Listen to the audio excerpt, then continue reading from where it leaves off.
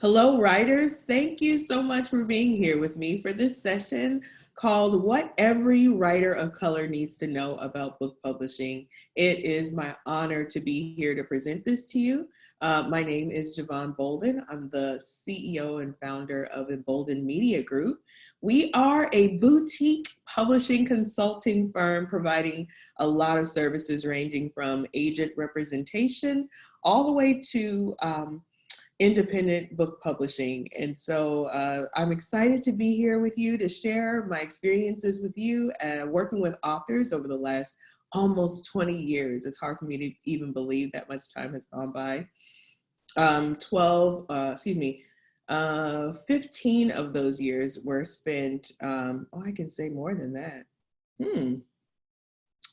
16 of those years were spent working in-house as an editor, senior acquisitions editor for both nonfiction adult and nonfiction children's. And of course, in that span of time, I did have the wonderful opportunity to work with some fiction, children's fiction, suspense, speculative fiction, all kinds of things like that. But for the most part, my experience has been with adult nonfiction, personal growth, spiritual growth, Christian living, marriage, family, natural health, all kinds of really great things. So I'm excited to share with you my experiences acquiring authors, reviewing book proposals, editing books. So lots of that goes into what I'm going to share with you today.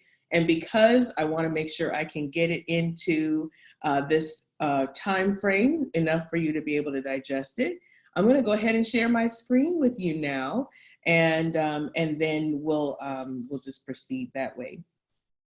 All right, so let's go ahead and share that screen. All right. Trusting you can see it. All right. So, of course, I said this is what every writer of color should know about book publishing, or insider secrets every writer of color needs to know about book publishing. 8 keys to securing your success. All right. One of the things that if you haven't been paying attention, then you have missed this very interesting, somewhat challenging conversation about publishing being so white. As you have probably understood through your own experiences, when you're trying to pitch to a publishing house, you're finding that you sometimes are encountering issues with, a misunderstood message, or as you're pitching to agents trying to find the right gatekeeper to get you in the door, sometimes you're finding that there aren't a lot of people who look like you in the industry. And this is a well discussed, well-known issue, actually. It's actually a problem and something that we're trying to change, but it is happening so very slowly. The Cooperative Children's Book Center, who has been tracking the number of books by African American, Asian American, Native, First Nations, and Latino book creators since 1994, has said that over the past 20 years, the number of multicultural books has hovered around 10%, with a sudden surge in 2015 to 20%. What we've discovered that since we've begun to count the number of authors and creators of color, publishing professionals, we're still not seeing as much a change as we'd like to. And if you are also keeping track of what's happening in the industry, you will know that Lee and Low books, they have begun to track what the diversity landscape looks like in book publishing. So they do the diversity baseline survey almost every year, and their most recent results come as recent as 2019. And as you can see, 70%, 76% of all publishing professionals are white, and the rest, 24%, are of color. And so Christian publishing, which many of you may be looking to enter, has not done such counting, research and reporting. And that is something that I am an advocate for. I am pushing for us being able to do some reporting in that area. And something that I in Bolden Media Group does consult with Evangelical Christian Publishers Association. And so that's one of the things that we're pushing them to do, because when you know where you are, you can start creating some goals and a vision for where you want to go. So that's super important. All right. And so I want to start by sharing with you 3 stories of authors who have encountered the very issue that I'm talking about, and why I'm saying that there are some challenges that are unique to writers of color. And so these are from my own personal experiences. Either they have been directly told to me, or I've had to catch the result or the effect of what has happened as a result of these authors encountering these issues, or I've been directly involved with the projects themselves. And so I just want to share with you these stories and why it's so important that you understand what you'll be facing when you come into publishing, Christian publishing or mainstream publishing, as an author of color, and why. I'm going to give you some things later why it's so great to have your own tribe and to have an advocate of color, even though it could be another author, it could be your agent. And so these are things to consider very closely as an author of color. So instead of going deeper into the statistics and telling you more things that you already know, I want to talk with you about tell you these 3 stories. So the first story is the new and aspiring author. As an acquisitions editor, I had attended quite a few writers' conferences. And as a new agent, I still consider myself new. I've been agenting since 2018. But this past June, I was attending a writers' conference in particular. And I had one unforgettable one-on-one with an aspiring woman author of color. She sat down and told me about herself. She's a pastor, a leader, a mentor of other women, and she had written a book to encourage and strengthen women of color who had embraced their call to leadership. There was no questioning in these women's minds her target audience, whether or not they were leaders. They didn't need to be. They of course the book was there to affirm them and maybe train them and give them some more reinforcement into what they were getting into. However, they were not confused about whether or not they were leaders. That is where they were. So I listened to her confidently tell me about her book idea. She was sure of her call and her mission. And then I was looking at her one sheet, as we're talking, that's what happens with their editor or agent. They'll be listening to you, but they'll also be sort of reading. And so I was looking at her one sheet and I saw the title, Walking In Through the Back Door. And so I stopped her. I said, you sound like you have a handle on your target audience. It sounds like you know your concept, and I'm watching you communicate this with strength and confidence.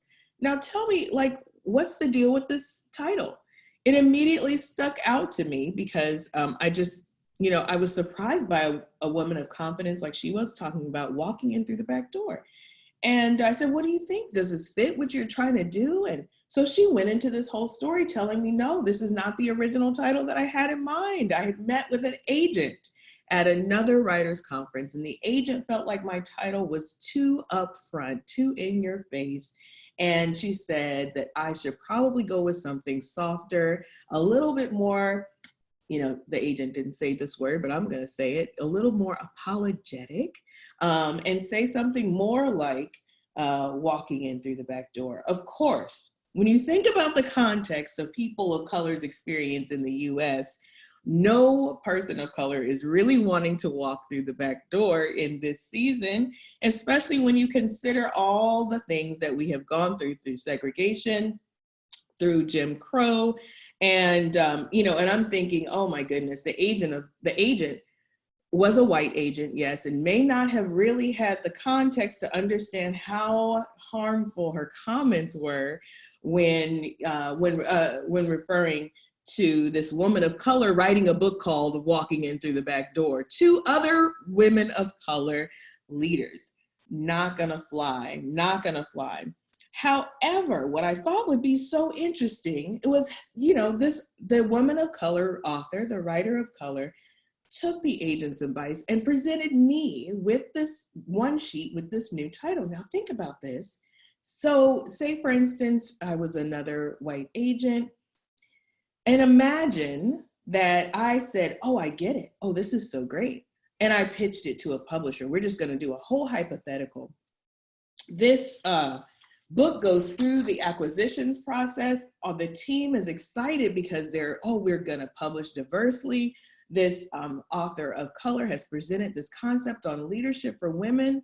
Oh, this is gonna work, and we're so excited. But because the team which we saw the statistics, imagine the team being basically all white, perhaps they would not have the sensitivity, the cultural sensitivity to realize what the issue is that we would have seen probably right off. And so imagine this, it goes through sales, marketing, and the production process is complete. It's being pre-sold to bookstores. Everyone is so excited because again, we're publishing a woman of color, an author of color, and it hits the stores, it hits the shelves.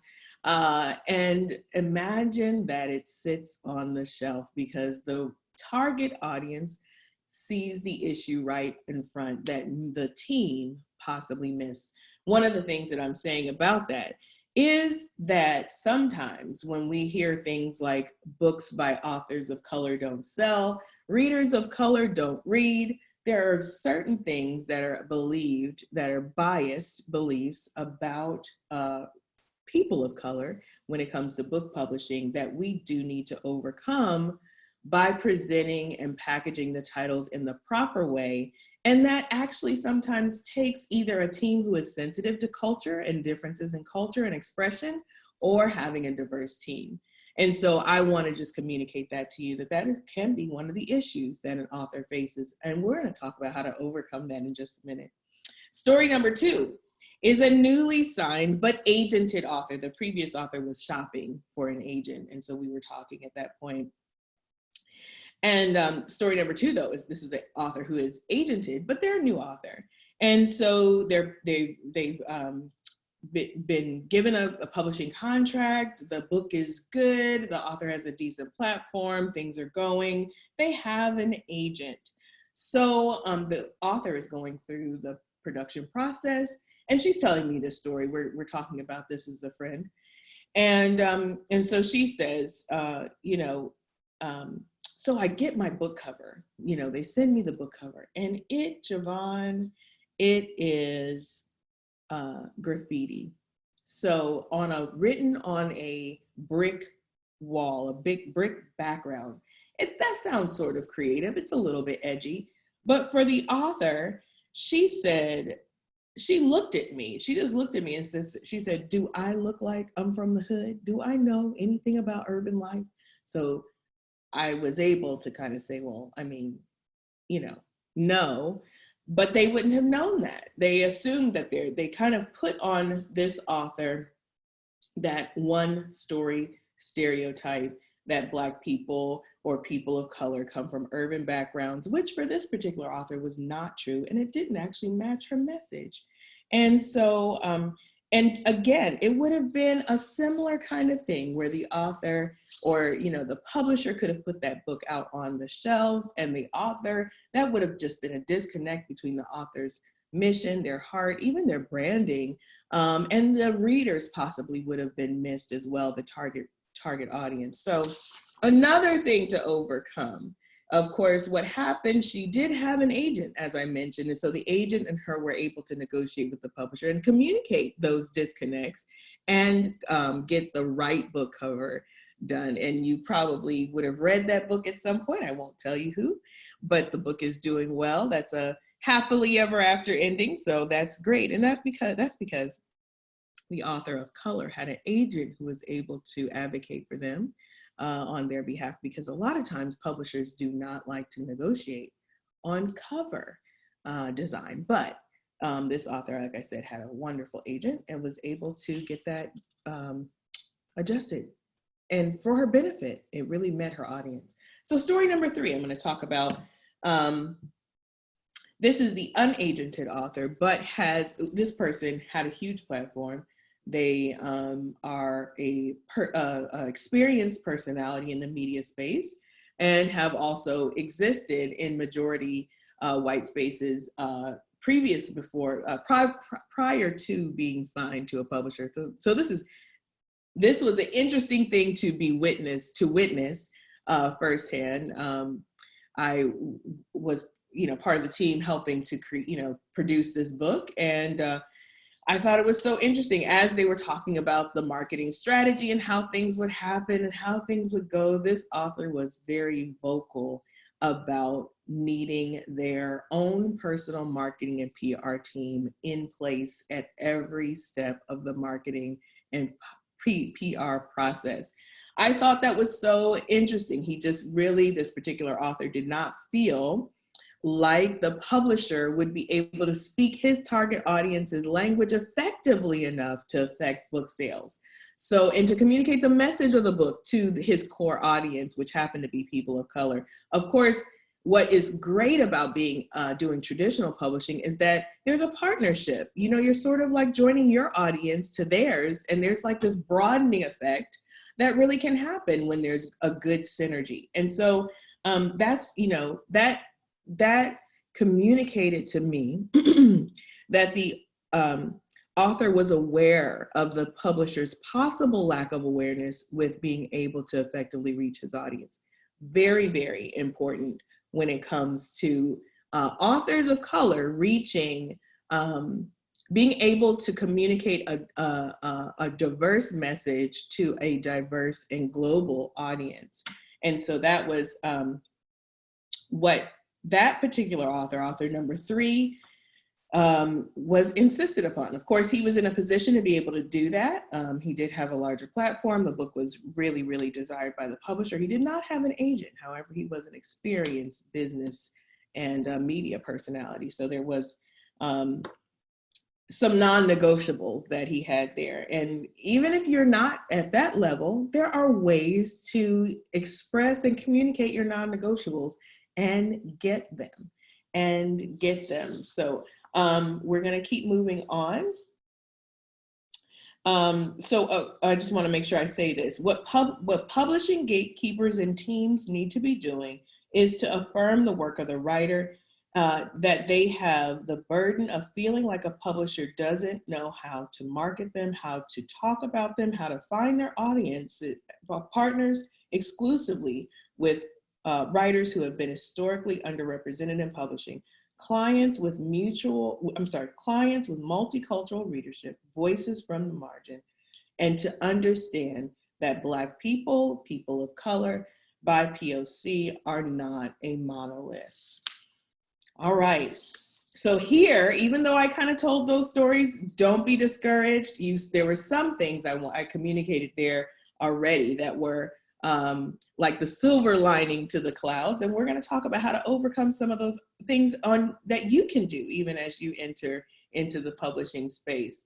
What can you do? That is where we're going. Always looking to be solution oriented, always looking to realize that everybody doesn't know everything, and that it's a wonderful thing for us to collaborate and partner together so that we can get amazing things done on behalf of our readers and on behalf of the world that we serve. All right.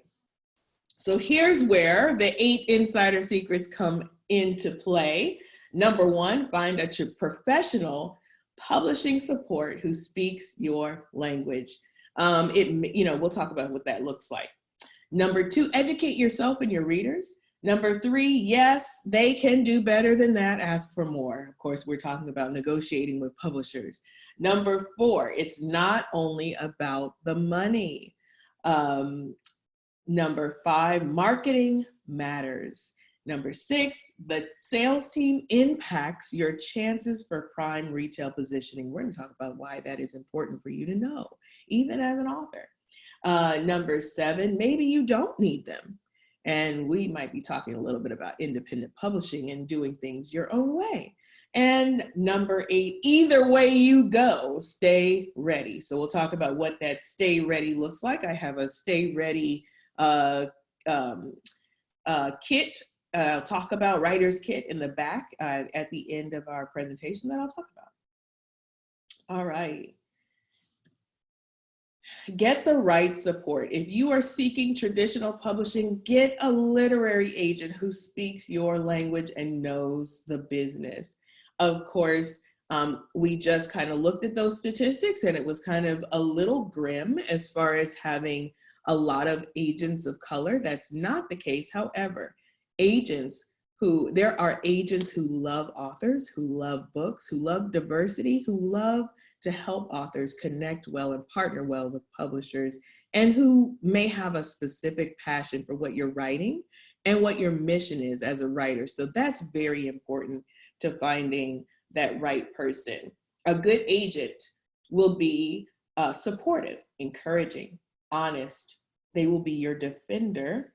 They will be your champion and cheerleader. They will be like-minded and present, stable, and available. It is so very important that you find an agent that you can speak the truth to and who you can hear the truth from. Agents will be there for you when writing gets hard.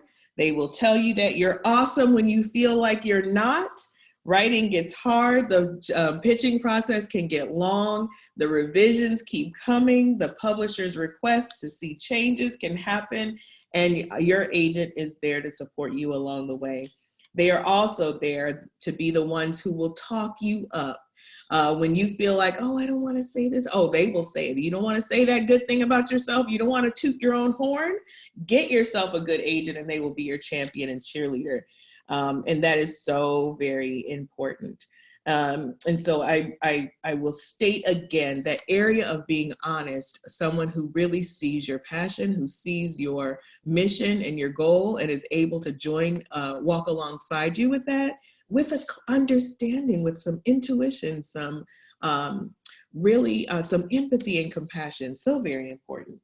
All right. Number 2, educate yourself. As you seek publication, you must invest in your own professional development, just as you would any other field, profession, or career.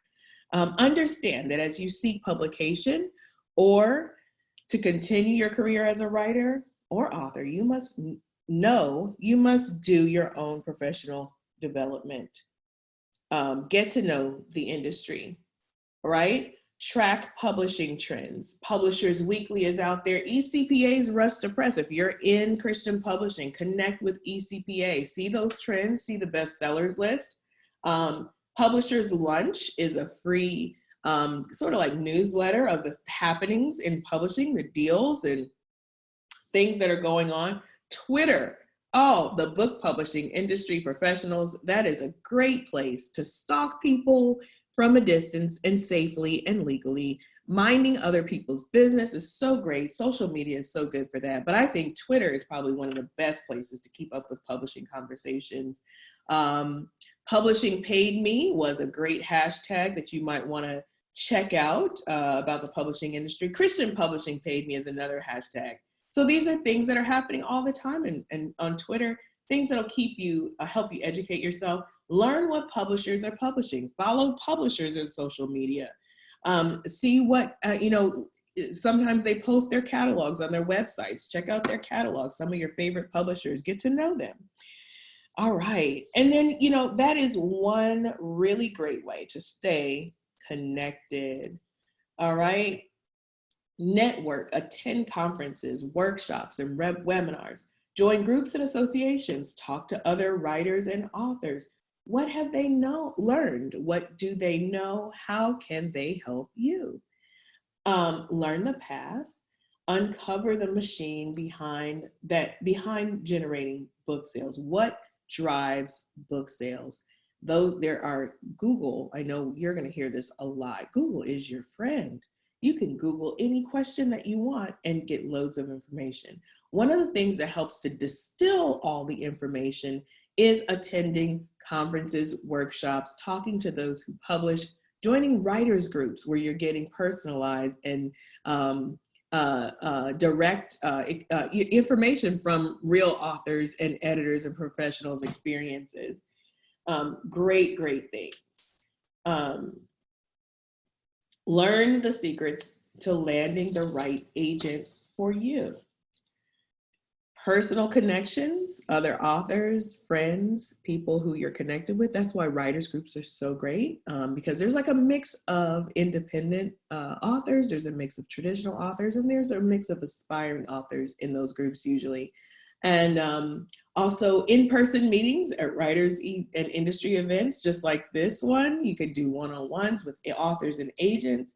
Take advantage of that, absolutely. Research the lists.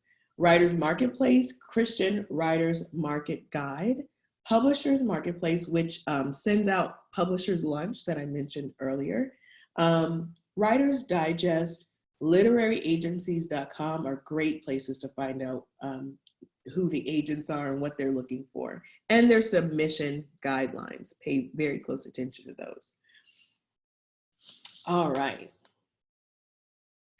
And then, as an author of color, it is so important that as you are building your platform, as you are sharing with people the light that you have, the beautiful things that radiate from who you are into social media, educate your readers.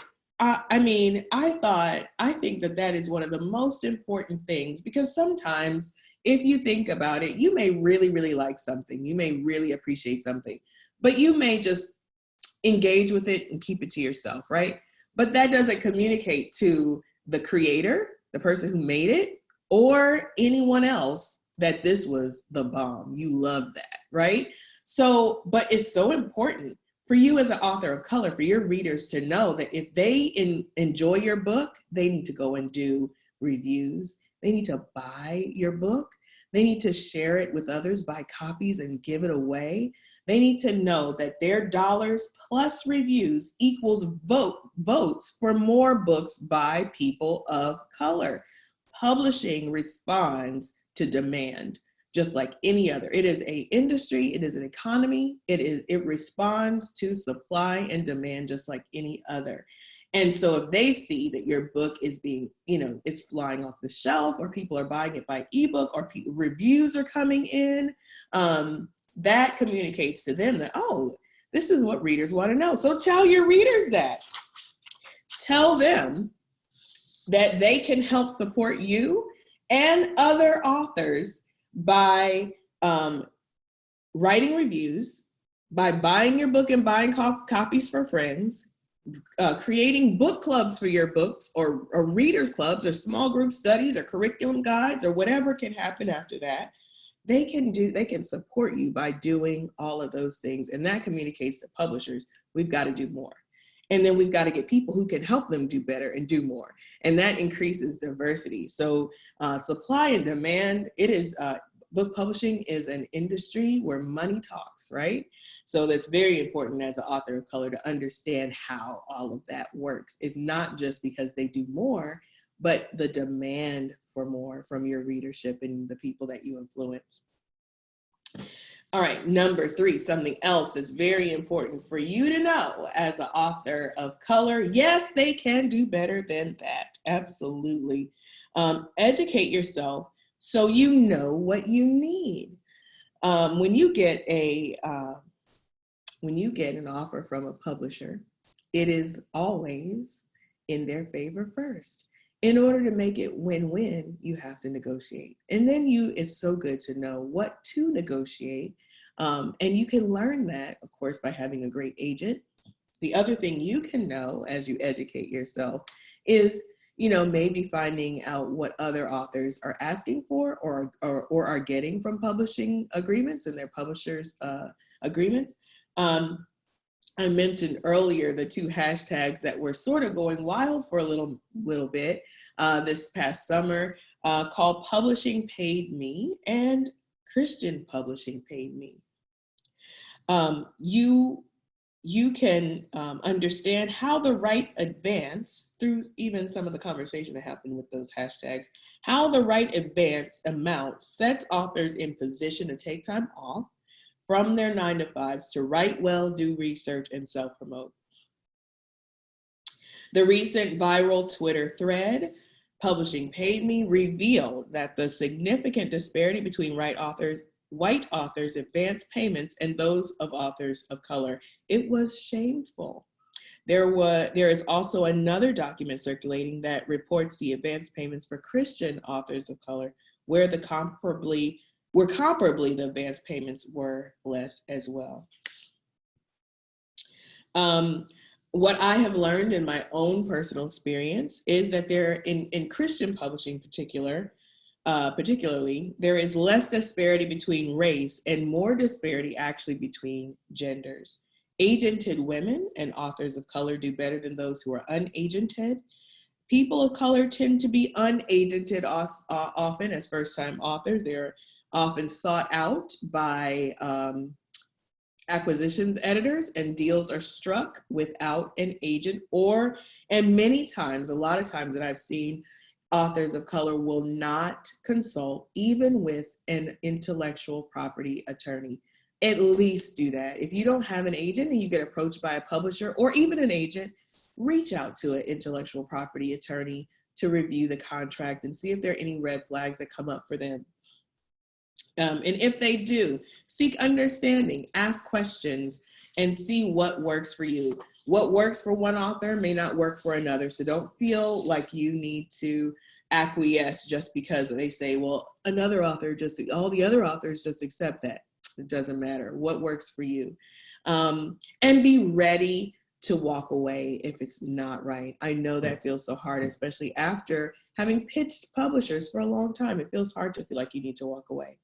I'll also disclose that often the mid-5 figures to the low 6 figures in Christian publishing would be considered a pretty high advance, with exceptions for authors like T.D. Jakes or Joel Osteen. Lower 5 figures, high 4 figures is a bit more common for first-time authors in Christian publishing. And it adjusts from there, depending on the author's platform and the genre they are writing in. So getting an agent for the sake of having an agent is not always effective. They may get you in the door, but can they help you craft and implement the strategies and manage the conversation and relationships that keep you there? Yes, you can get a higher advance in royalties. Yes, you can get a better discount rate on author buybacks. Yes, you can get more free advanced copies. Yes, you can negotiate and retain certain rights and allowances for writing competitive works or the exclusivity of your publishing agreement. Yes, you can get better marketing and PR support. Yes, you can challenge the sales team to call on bookstores that specialize in centering stories and messages like yours. So this boils down to having clear and honest communication with your agent, having an agent who is informed about systemic bias against authors of color, and knowing how to navigate that for you. And if you are unagented, knowing enough about what's possible for you and going to bat for it. All very important. That's still, even though I mentioned that, yes, they can do better than that, and I just named those things that they can do better in: higher advance royalties, discount rates, free advance copies, certain rights and allowances for writing competitive works, better marketing and PR, and a sales team that knows how to pitch and sell authors of color to mainstream bookstores and the different outlets that books go into. Very important. And those are things that you can negotiate beyond just the standard, how much advance am I getting, right? And so that leads us right into number 4. It's not only about the money. It's not only about the money. So, you know, when you do get that offer, and you start to see those numbers, get the stars out of your eyes and be ready to read the fine print. Your agent will most likely know exactly what clauses to zero in on. They will make a beeline for those, and they will advocate and advise you to say, this, we can do better than this. We should change this. We should challenge them here. Or, you know, some of the things that you may feel hypersensitive to, the agent may say, you know what, that's going to be okay. You know, don't worry about that part. What you really need to worry about is. And so that's why it's so great to have an agent who has that experience with the industry and can advise you well. All right. And so we're going to move right on to number 5. Marketing matters. Yes, it does. I think we know that as aspiring and first new authors. This is a place where you and your agent can dig in.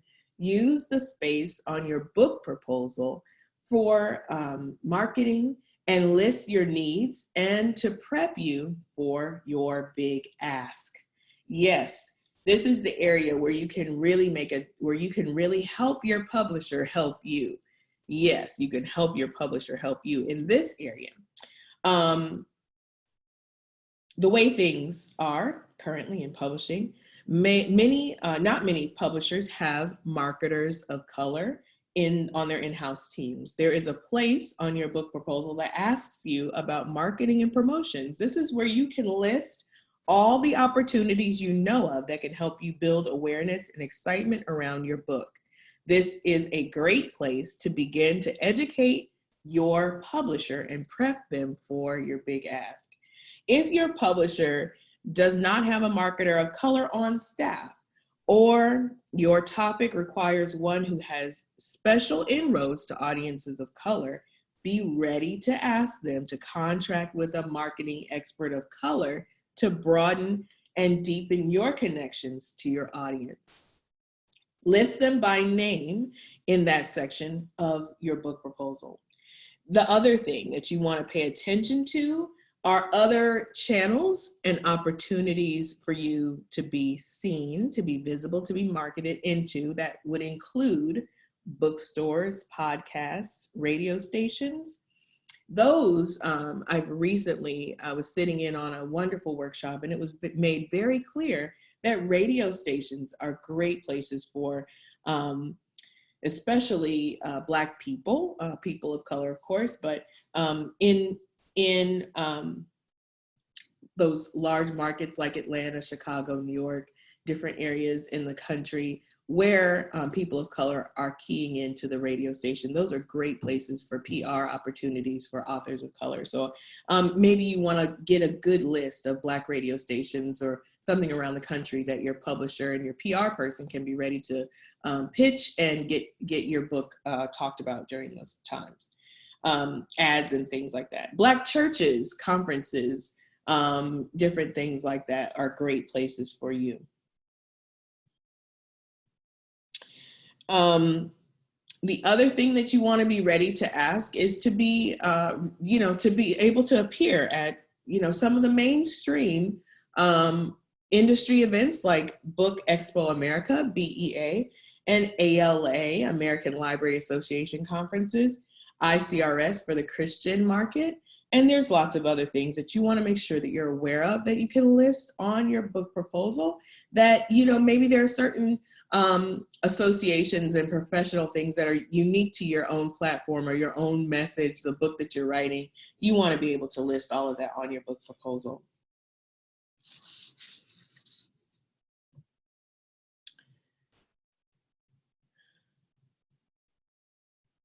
All right.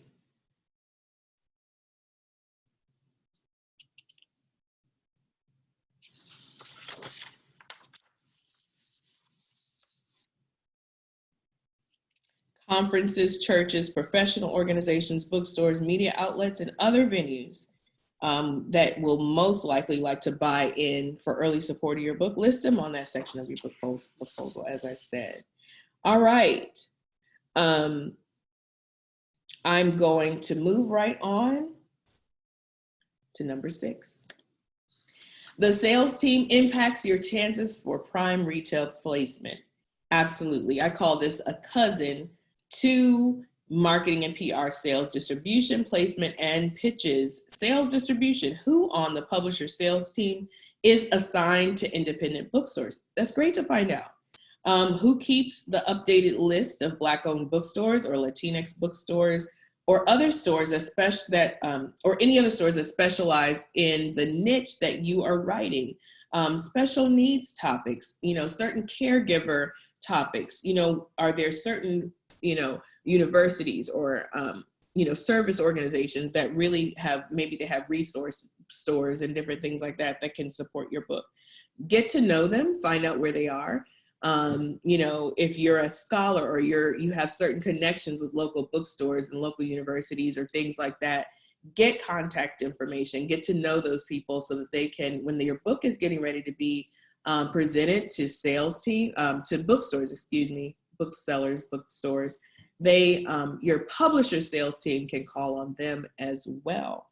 Then it may be even helpful for you and your agent to be able to kind of see what is called a tip sheet, and to be able to give some input to make sure that the sales team is connecting with you, that they understand your message, and that when they call and pitch your book, that it's communicated in a way that resonates with them.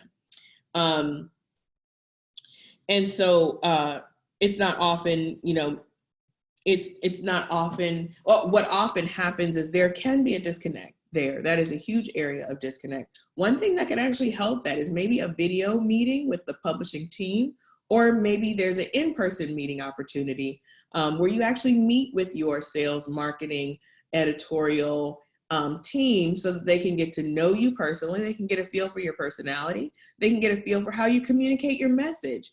And maybe you want to send them live presentations where you were teaching a group, where they can see interaction between you and an audience so they can feel how your message resonates. Any of those things really help close up the gap, especially for authors of color. And because sometimes there's a little bit of a disconnect between the publishing team and what they need to understand to be able to help position your book for success. So that's what I want to talk about. That's what I'm getting at there. So we're going to move right on to number 7. Maybe you don't need them. For so long, it's been a challenge for people of color to either enter into publishing as professionals or to be published. And over that time, of course, we have often done many things ourselves. We have cut the wood down in the forest. We have sanded it down and built our own tables. Yes, we have done that often.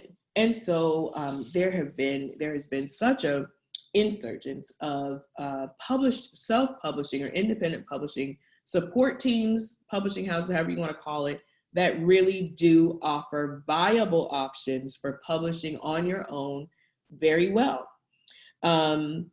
If that is something that you want to do, that is an option. If you have one thing that I will say that authors need to understand, whether you self-publish or you publish traditionally, you should have an audience. The whole purpose, of course, depending on what your goals are in total, but the whole purpose of publishing is to get people impacted or to engage with your message. It's for people.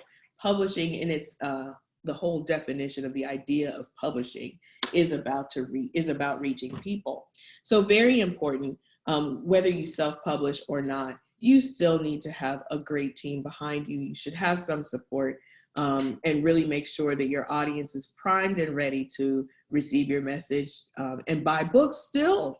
Yes, and still write reviews. All of that still counts and matters when you're talking about being successful, either in traditional or self-publishing. So I want to make sure that you understand that you can do both successfully. One of the things that I thought was funny over time is this message, I'll do it myself, Black women, I guess that's kind of attributed to us, because a lot of times we will just break out and do our own thing. And I can't say that I'm not one of them who has done that. So I am absolutely in support of making your own way if you need to, but it's also great to have good support and to partner with others who've done it well before you. So that's how that works. All right. And here we're talking about stay ready. Either way it goes. I just kind of said that. Bio, headshots, website, book idea, elevator pitch. Keep those things in your back pocket, ready to pull them out anytime you need to. Absolutely. Refine them. Get feedback, refine them again. Be a light, share your ideas, build an audience. You don't have to wait for interest from agents, editors, or publishers before you begin being the light of God in this dark world. That is often how people get discovered. They're solution oriented and they're offering solutions that people need. Whether it's, entertainment, healing, whether it's, self-discovery, whether it's confidence building, whether it's affirmation, whether it's just spiritual growth and development, whether it's self-help, people are offering solutions for what people need. And you can do the same, whether you have interest from a publisher or not. All of that, really, I often say this, it's when you're an author, what you do is an overflow of what's already in you. You should not just be trying to create an audience just so you can sell them your book. It really is about the greater message. It's about the greater thing that's inside you that really will benefit and bless people's lives. So keep working at it. Have a book proposal, query letter, or elevator pitch ready to go at any time. Have a few different ways that you can comfortably repackage your message or story. For example, maybe your story or your message can be packaged as a memoir, novel, Christian living or self-help, Bible study, or devotional. Those are all different ways that one message can be repackaged. Curriculum, small group study guides, all kinds of really cool things. Then have your bio ready, prepared for different purposes at different word counts, because I think you probably may have had this experience. Someone will tell you, send me a 100-word bio, send me a 50-word bio, send me a 25-word bio. So have all of those things ready. Get your headshots done, get your website up with speaker and author page ready to go. Whether you're being invited or not, whether you're being sought out or not, get those things ready, because it is a matter of time before someone finds your really empowering, engaging, energizing message and they want to know more about you. So have it going on already. Get your blog, podcast, YouTube channel going now. Don't wait. Don't wait. One of the things that I've seen when I'm, looking at submissions and pitches from authors, queries from authors, is they'll have, even in their marketing section, I will do this. I hope to do that. And it's always sort of like this future casted thing versus what's happening now. What are you doing now? All the things that you think you want to wait to do when you have a book, start doing it now. Pitch and find out if you can be a guest on a podcast, if you could guest post on someone's highly trafficked blog. Pitch your articles, go ahead and do all of that. Get your blog up and running, get your website going, take your pictures. Yes, do all of that now, don't wait. And so that is basically all I want to share with you today. Those are the 8 things the 8 keys to the things that you need to know as an author of color. And they will help you as you are seeking to be published, as you are seeking to make your way and find your way and understand how book publishing works. And I want to read those things to you again so that you can hear what they are, of course, so that I can make sure that you have them. Here we go. Get the right support. Educate yourself. Educate your readers. Yes, they can do better than that. Ask for more. it's not only about the money. Marketing matters more than you realize. The sales team can make or break your chances of being placed in the right stores. That is so very key for authors of color. Maybe you don't need them. Considering independent publishing, stay ready. All right, let me just share this with you here. Here is my Stay Ready Writer Kit. I just named these things off. I think it's so important. I'm going to reiterate this. It is really important that you think about your message in a number of different ways. One of the things that you could probably ask some of my authors is, that I represent. Sometimes a publisher has an idea, you have an idea for how you want your message to be presented, and a publisher could look at it, your acquisitions editor, and they may come back to you and say, hey, have you thought about, could we do something like this? It's so great to just be creative and think about different ways to present your story or your message. Yes, and so you see it there. And here are some sources, for my statistics that I gave, some of the information that I shared, all of these things. It's so important to educate yourself and to be up on what's happening in publishing. And so I thank you so much for being with me. Thank you for sharing in this time with me. You can see my contact information here. JevonBolden.com is my website. My company website is emboldenmediagroup.com. I'm currently closed to queries, but still you can always check back and be ready to submit something great. Thank you so much. And I'm going to stop sharing now.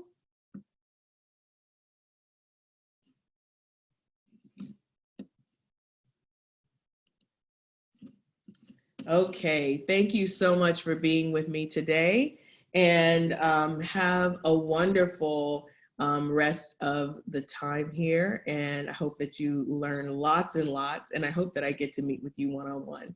Take care and have a fantastic day.